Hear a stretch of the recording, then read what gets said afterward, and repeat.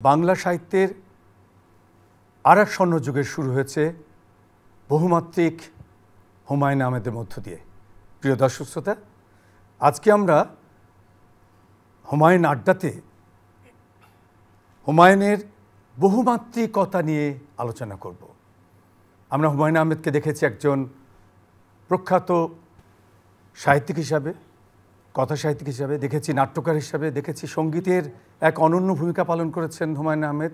আর ঠিক চলচ্চিত্রেও হুমায়ুন আহমেদের ছায়া ছিল দুর্দান্ত প্রতাপের মতন। অর্থাৎ হুমায়ুন আহমেদ যেখানেই স্পর্শ করেছেন সেখানেই আলো জ্বলে উঠেছে।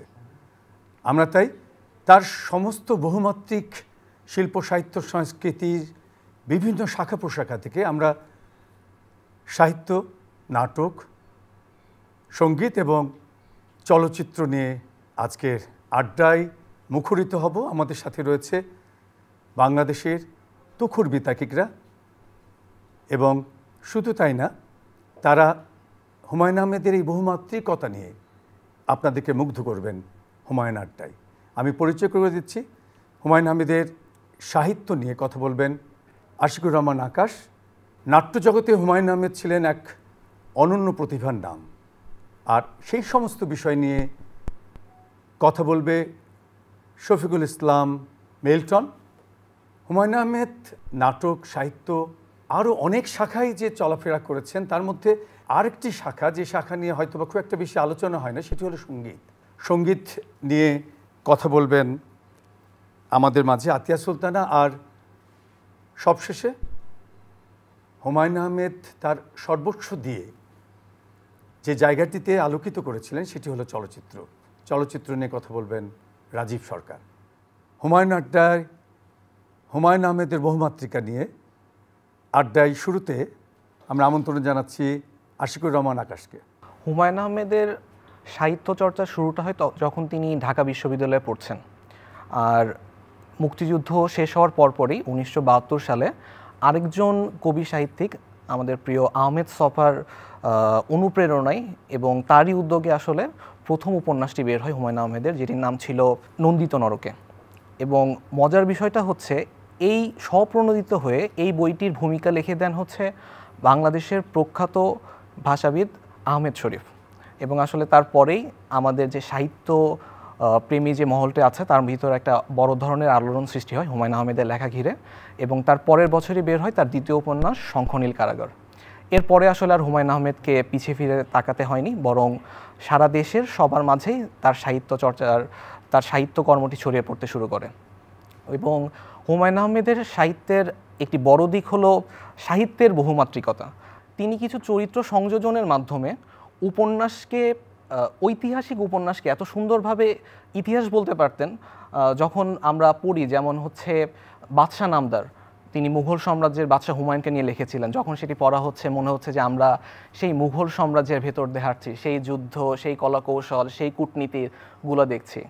আবার আমরা যখন মধ্যাহ্ন পড়ি, 1947-এর দেশভাগের আগের যে ভারতবর্ষের অবস্থা, তখনকার প্রেক্ষাপট, সেইখানকার মানুষের চিন্তা ভাবনা, উদ্বেগ সব ভেতরে কাজ করতে থাকে।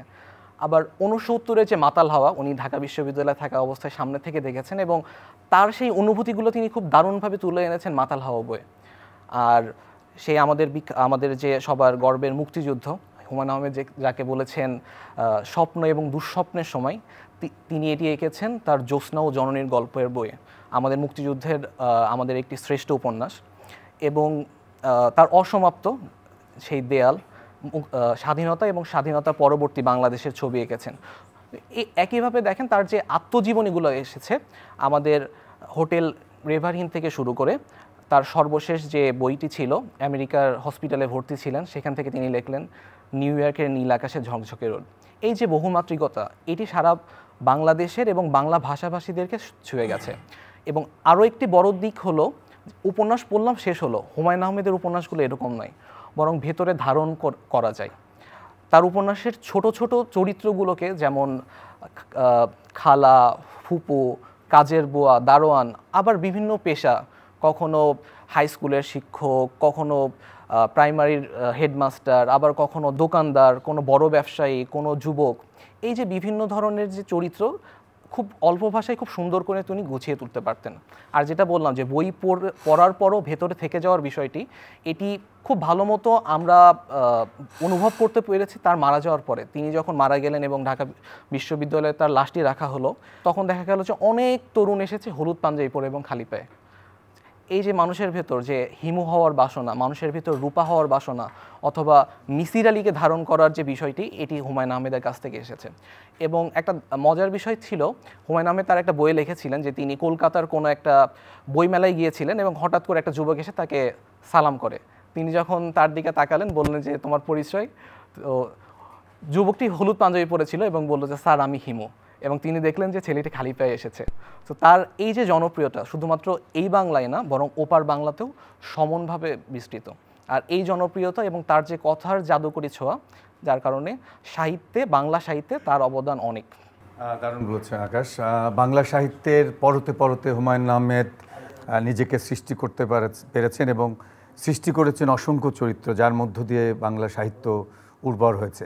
আমরা দেখেছি যে হুমায়ুন আহমেদ বাংলা সাহিত্যের পরতে পরতে থাকাকালীন অবস্থায় উনি নাটকের দিকে দারুণভাবে উদ্বুদ্ধ হয়েছিলেন এবং আমরা এটাও দেখেছি যে নাটকের এমন এমন চরিত্র হুমায়ুন আহমেদ সৃষ্টি করেছিলেন যেটা বিশ্বের ইতিহাসে বিরল বলা হয়। আমরা নাটকের বিষয়ে হুমায়ুন আহমেদকে কীভাবে দেখেছি তার সৃষ্টিকর্মের মধ্য দিয়ে? হুমায়ুন আহমেদকে নিয়ে কথা বললে আসলে আমরা সবসময় সেই বহুমাত্রিক হুমায়ুন আহমেদকেই পাই। উপন্যাসিক হুমায়ুন আহমেদ হচ্ছেন প্রেমিকের, আর নাট্যকার হুমায়ুন আহমেদ প্রেমিকেরও শ্রমিকেরও।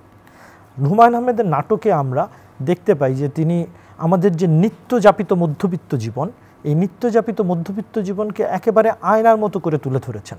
তিনি যে এই আয়নার মতো করে যে আমাদের মধ্যবিত্ত জীবনটাকে তুলে ধরছেন, সেখানে আমরা আমাদের সুখ দুঃখ আনন্দ বেদনা, আমাদের কান্না, বিয়ে মৃত্যু উৎসব সব এখানে ফুটে উঠেছে। আমরা আমাদের জীবনটাকে এমন মনে হয় যে আমরা আমাকেই টিভির পর্দায় দেখছি এবং টিভির পর্দায় আমার দুঃখ দেখে আমি কাঁদছি, টিভির পর্দায় আমার সুখ দেখে আমি হাসছি। এই যে হাসি কান্নার মধ্যে দিয়ে যে হুমায়ুন আহমেদের জন্ম হয়েছে, সেই হুমায়ুন আহমেদকেই মানুষ আপন করে নিয়েছে। আমরা যদি হুমায়ুন আহমেদের যে এক পর্বের যে নাটকগুলো আছে, এক পর্বের নাটকগুলো নিয়ে যদি আলোচনা করি, যেমন চোখ, চোর, খাদক, এই নাটকগুলোতে হুমায়ুন আহমেদ এই চরিত্রগুলোকে এমনভাবে তাদের সংলাপের মাধ্যমে দর্শকের সামনে উপস্থাপন করেছেন যে দর্শক একটা চোরের প্রতিও সহানুভূতিশীল হয়ে যাচ্ছে। হুমায়ুন আহমেদ তার এক পর্বের নাটকে আমাদের সমাজের যে শ্রেণী সংগ্রামটি রয়েছে, সেই শ্রেণী সংগ্রামটিকে এমনভাবে উপস্থাপন করছেন যে আমরা সেখানে একটা চোর বা একজন খাদককেও আমাদের কাছে মহান মনে হয়। আবার আমরা যদি হুমায়ুন আহমেদের যে ধারাবাহিক নাটকগুলো আছে, যেমন আমরা যদি নাম বলি বহুব্রীহি, অয়ময়, আজ রবিবার, নক্ষত্রের রাত, কোথাও কেউ নেই, এই সব দিনরাত্রি, এই যে নাটক, যে এইসব দিনরাত্রি নাটকের কথা আপনি বললেন, যে এইসব দিনরাত্রি নাটকের গল্পটি শেষ হয় টুনি নামে একটা ছোট্ট মেয়ের লিউকিমিয়ায় আক্রান্ত হয়ে মৃত্যুর মধ্যে দিয়ে। একটা ছোট্ট মেয়ে, একটা নাটকের চরিত্র, তার মৃত্যু হচ্ছে, কিন্তু সারা দেশে আলোড়ন। দেশের বিভিন্ন জায়গা থেকে হুমায়ুন আহমেদ ফোন পেয়েছিলেন যে টুনির যেন মৃত্যু না হয়, টুনিকে যেন কোনোভাবে বাঁচিয়ে দেওয়া হয়। ঠিক একইভাবে আপনি ওই যে আপনি বলছিলেন বাকের ভাইয়ের কথা, কোথাও কেউ নেই নাটকে, বাকের ভাই একদম মহল্লার মাস্তান। সেই বাকের ভাই জনগণের এত প্রিয় হয়ে গেল যে বাকের ভাইয়ের যেন ফাঁসি না হয়, এই জন্যে দেশের বিভিন্ন শহরে মিছিল হয়েছে যে বাকের ভাইয়ের ফাঁসি কেন, কুত্তা আলী জবাব দে, বাকের ভাইয়ের কিছু হলে জ্বলবে আগুন ঘরে ঘরে, এইরকম আমরা মিছিল দেখেছি, এরকম মিছিল দেখেছি। আমি একটা সাক্ষাৎকারে শুনেছিলাম, পড়েছিলাম বেসিক্যালি, বাকের ভাইয়ের ফাঁসি না দেওয়ার জন্য তৎকালীন প্রধানমন্ত্রীও নাকি হুমায়ুন আহমেদকে ফোন করেছিলেন, অনুরোধ করে ফোন করেছিলেন। কতটা জীবন ঘনিষ্ঠ হলে মানুষ একটা নাটকের চরিত্রকে এতটা আপন করে নিতে পারে, এবং এই জায়গায় নাট্যকার হিসেবে হুমায়ুন আহমেদ মহান। এবং এই জায়গায় হুমায়ুন আহমেদ আমিকে তার নাটকে দেখাতে পেরেছেন, এবং এ কারণে নাট্যকার হুমায়ুন আহমেদকে আমি ভালোবাসি, এই কারণে নাট্যকার হুমায়ুন আহমেদকে আমি শ্রেষ্ঠ বলি। হুমায়ুন আহমেদের বহুমাত্রিকতার ছটায় এবারে আমরা সঙ্গীতে যাব। হুমায়ুন আহমেদ সঙ্গীতের জায়গাটিতে কিভাবে দেখেছেন, কিভাবে তার সৃষ্টি করেছেন? আজকে আমরা যেহেতু আড্ডায় বসেছি হুমায়ুন আহমেদের বহুমাত্রিক সাহিত্যিক দিক নিয়ে কথা বলতে, তো সঙ্গীতও তো এক ধরনের সাহিত্যেরই একটা শাখা। অবশ্যই। তবে গল্প, উপন্যাস, নাটক এসবের মতো সঙ্গীত আসলে হুমায়ুন আহমেদ অনেক বেশি রচনা করেননি। হুমায়ুন আহমেদ যতগুলো গান বা সঙ্গীত রচনা করেছেন বেশিরভাগই ছিল তার নিজের নাটক বা তার নিজের চলচ্চিত্রের মধ্যে ব্যবহারের জন্য। আমার জানা মতো এরকম কোনো গান নাই যেটা হুমায়ুন আহমেদের নিজের সিনেমা বা নিজের নাটক ছাড়া অন্য কোথাও ব্যবহৃত হয়েছে। তো কিছুক্ষণ আগে ভাইয়া যেটা বলছিলেন নাটক নিয়ে কথা বলার সময়, যে হুমায়ুন আহমেদ খুব জীবন ঘনিষ্ঠ নাটক লিখেছেন, সেই জন্যই গণমানুষের এত কাছে পৌঁছতে পেরেছেন এবং তার উপন্যাস বলি বা নাটক বলি সব কিছু মানুষ এমনভাবে গ্রহণ করেছে মনে হয়েছে যেটা তার নিজেরই জীবন। এবং সঙ্গীতের ক্ষেত্রে উনি সেম জিনিসটাই করেছেন। হুমায়ুন আহমেদের প্রত্যেকটা গান কিন্তু খুব জীবনমুখী। আমরা যদি গানের ভাষাও দেখি, ভাষাগুলোও খুবই সহজ, এমনভাবে লিখেছেন যে সাধারণ মানে বাংলা ভাষাভাষী সব মানুষই তার গানের অর্থ বুঝতে পারবে আর কি। আমরা হুমায়ুন আহমেদের বিভিন্ন বই থেকে প্লাস ওনার আত্মজীবনীমূলক রচনা প্লাস উনি যে বিভিন্ন জায়গায় সাক্ষাৎকার দিয়েছেন সেখানে আমরা জেনেছি যে হুমায়ুন আহমেদ খুবই জ্যোৎস্না পাগল একজন মানুষ ছিলেন, বৃষ্টি পাগল একজন মানুষ ছিলেন।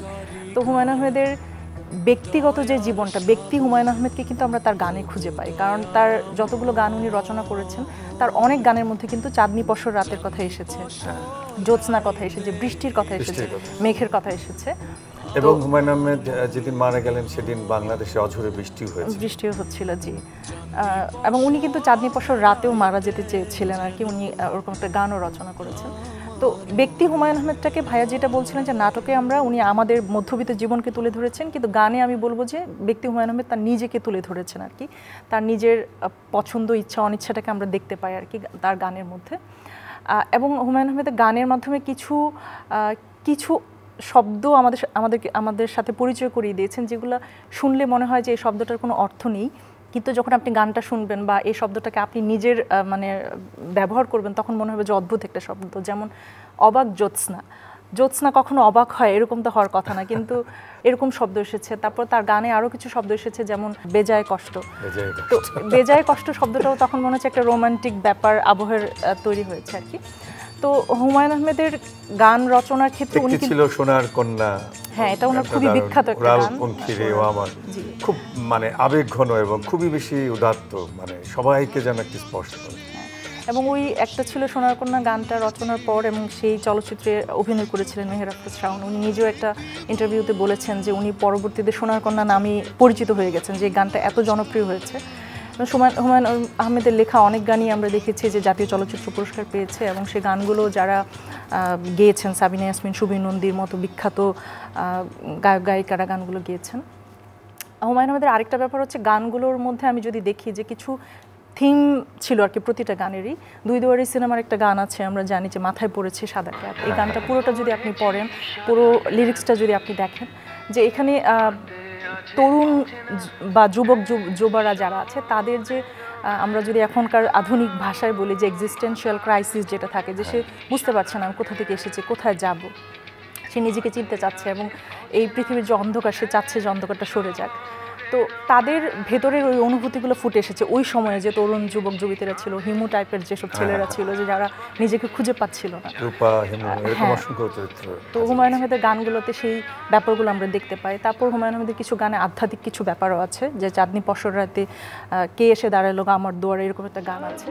তো এটার মধ্যেও কিন্তু আধ্যাত্মিক একটা ব্যাপার আছে, যে মৃত্যু যখন আমাদের কাছে আসে, একটা রহস্য। হ্যাঁ, আপনি এটাকে দুইভাবে ব্যাখ্যা করতে পারেন।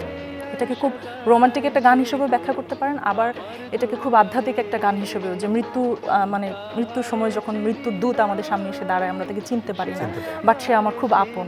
তো হুমায়ুন আহমেদের ব্যক্তি মানুষ হিসেবে উনি খুবই আবেগপ্রবণ ছিলেন। তো ওই ব্যাপারগুলো আসলে ওনার গানে ফুটে উঠেছে, এবং উনি লালন শাহের গান খুব পছন্দ করতেন। তো ওই আধ্যাত্মিকতা জিনিসগুলো ওনার গানে ফুটে উঠেছে আর কি, আমরা যে কয়টা গানই উনি রচনা করেছেন। এবং গানের উপমা ব্যবহারে উনি খুবই স্বাতন্ত্র বৈশিষ্ট্যের ছিলেন। যেমন একটা ছিল সোনার কন্যা গানে আমরা দেখতে পাই যে সবুজ লাউয়ের লতার মধ্যে সাদা ফুল ফুটে উঠেছে, এটা দেখে ওই কন্যার জন্য যুবকের মন আনচান করছে। তো এই যে খুব সহজ কিছু শব্দ ব্যবহার করে উনি আমাদের হৃদয়কে ছুঁয়ে ফেলতে পেরেছেন গান দিয়ে। সো আমি মনে করি যে গানেও হুমায়ুন আহমেদ অসাধারণ, মানে সহজ শব্দমালা মানুষ এবং সাধারণ মানুষের কাছে বোধগম্য শব্দগুলোই আসলে মানুষকে মানে শিল্পকে পৌঁছে দেয় মানুষের দ্বারে দ্বারে। হুমায়ুন আহমেদে আজকে যে আলোচনা আমরা করছি এটা তারুণ্যের চোখে হুমায়ুন আহমেদ, তার সাহিত্য, তার নাটক অথবা তার সঙ্গীত, এই যে তারুণ্যের চোখে যখন হুমায়ুন আহমেদ বেঁচে থাকে অপরূপভাবে বেঁচে থাকে, তখন হুমায়ুন আহমেদ তার সৃষ্টিগুলা দীর্ঘ জীবন ধারণ করবে, এটাই খুব স্বাভাবিক। আমরা দেখেছি চলচ্চিত্রে হুমায়ুন আহমেদের দারুণ জয়কর ছিল। কারণ এই কারণে বলবো যে জীবনের এক পর্যায়ে শুরুতে সাহিত্য নিয়ে ব্যস্ত ছিলেন, পরে নাটক নিয়ে ব্যাপক তার উন্মাদনা দেখেছি, তার সৌন্দর্য দেখেছি নাটকের মধ্য দিয়ে।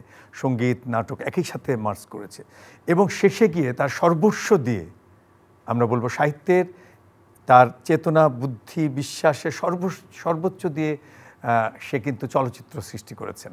তো আমরা চলচ্চিত্র নিয়ে আমরা রাজীব সরকারের কাছে কিছু শুনতে চাই। ধন্যবাদ। আসলে চলচ্চিত্র হচ্ছে সর্বাধুনিক একটি শিল্প মাধ্যম এবং এটিকে বলা হয় মিশ্র শিল্প মাধ্যম। আমরা যে বিষয়গুলো নিয়ে আজকে আলাপ করছি, যেমন উপন্যাস, নাটক বা সঙ্গীত যদি বলি, সব কিছুরই কিন্তু সংমিশ্রণ আসলে চলচ্চিত্রে ঘটে। কোনো কিছু বাদ দিয়ে চলচ্চিত্র তৈরি সম্ভব নয়। তো হুমায়ুন আহমেদ নিজে 8টি চলচ্চিত্র নির্মাণ করেছিলেন, কিন্তু তার কাহিনী নিয়ে অন্য পরিচালকেরা একাধিক ছবি বানিয়েছেন এবং সেগুলো খুব পরিচিতি পেয়েছে বা বিখ্যাত হয়েছে।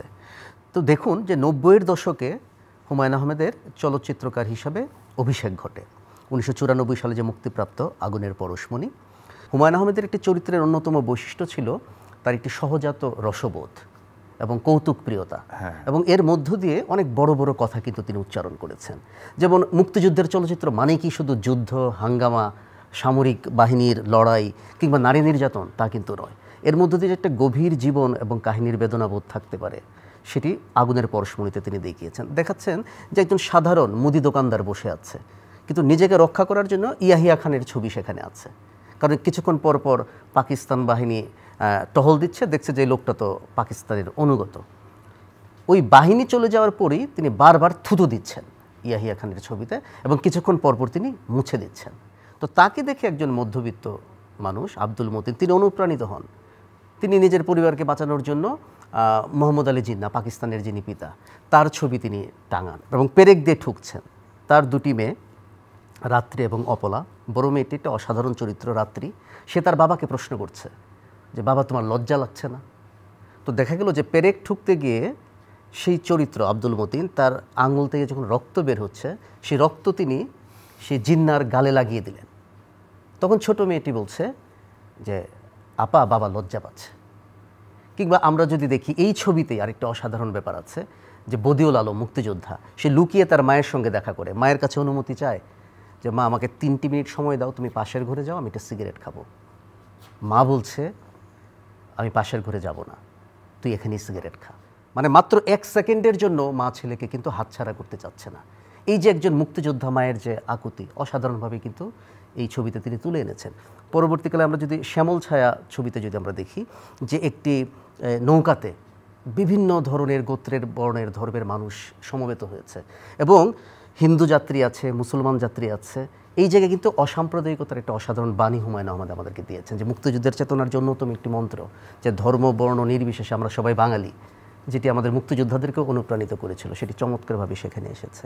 এবং নারীর চরিত্র চিত্রায়নে চলচ্চিত্রকার হিসাবে হুমায়ুন আহমেদ একটি শক্তিশালী ভূমিকা পালন করেছেন। নারীর যে একটি সাধারণ জীবন্ত মানুষ হিসেবে তার যে আকুতি, তার যে বেদনা এবং তার যে বিশ্বস্ত রূপ, সেটি তিনি চমৎকারভাবে রূপায়ণ করেছেন। সবচেয়ে বড় কথা, যে কৃতিত্ব হুমায়ুন আহমেদকে দিতেই হবে, সেটি হচ্ছে চলচ্চিত্র যে একটি শিল্প, এর যে একটি নান্দনিকতা রয়েছে, এবং শুধু সিরিয়াস বক্তব্যের ক্ষেত্রে নয়, কৌতুকপ্রিয়তার মধ্য দিয়ে, ব্যঙ্গরসের মধ্য দিয়ে, হাস্যরসের মধ্য দিয়ে, ইতিহাস, শিক্ষা এবং আমাদের যে ঐতিহ্য, এমনকি লোকসংস্কৃতি, একটি চমৎকার সমন্বয় তিনি ঘটিয়েছেন এবং আমাদের মধ্যবিত্ত শিক্ষিত দর্শককে হুমায়ুন আহমেদ প্রেক্ষাগৃহে ফিরিয়ে নিতে সমর্থ হয়েছিলেন। কাজেই রুচিশীল, নান্দনিক, শিল্পবোধসম্পন্ন চলচ্চিত্র নির্মাণ করার ক্ষেত্রে আমাদের দেশে তিনি একটি অসাধারণ ভূমিকা পালন করেছেন এবং এই কারণে বাংলাদেশের যারা চলচ্চিত্রপ্রেমী আছেন তারা চিরকাল হুমায়ুন আহমেদের এই ভূমিকাটি কৃতজ্ঞতার সাথে স্মরণ করবে। দর্শক শ্রোতা, হুমায়ুন আড্ডায় আমরা ছিলাম। একেবারে তারুণ্যের কণ্ঠস্বর, তারুণ্যের ভাবনা থেকে হুমায়ুন আহমেদের বহুমাত্রিকতা, তার শিল্প, সাহিত্য, সাংস্কৃতিক, নাটক, চলচ্চিত্র, সঙ্গীত, সমস্ত কিছু আমরা দারুণভাবে একটা বিশ্লেষণ আমরা পেলাম এটি তরুণদের কণ্ঠ থেকে। আমরা চাই আপনারা যারা তরুণরা যারা শুনছেন এই আয়োজন, আমাদের বিশ্বাস এই হুমায়ুন বিতর্ক থেকে অথবা হুমায়ুন আড্ডা থেকে হুমায়ুনের যে বহুমাত্রিক প্রতিভার যে জায়গাটি, একজন মানবিক মানুষ থেকে সামাজিক মানুষ থেকে দেশপ্রেমী মানুষ, দেশপ্রেমী মানুষ থেকে একজন অসম্ভব রকমের হাস্যরসাত্মক একজন গুণী মানুষ, শিক্ষক মানুষের প্রতি আমাদের শ্রদ্ধা তাই অনবরত। কারণ মানুষ বেঁচে থাকে তার কর্মে, হুমায়ূন আহমেদ স্যার বেঁচে থাকবে তার কর্মে, আমাদের বাঙালি হৃদয়ে, বাংলাদেশের প্রত্যেক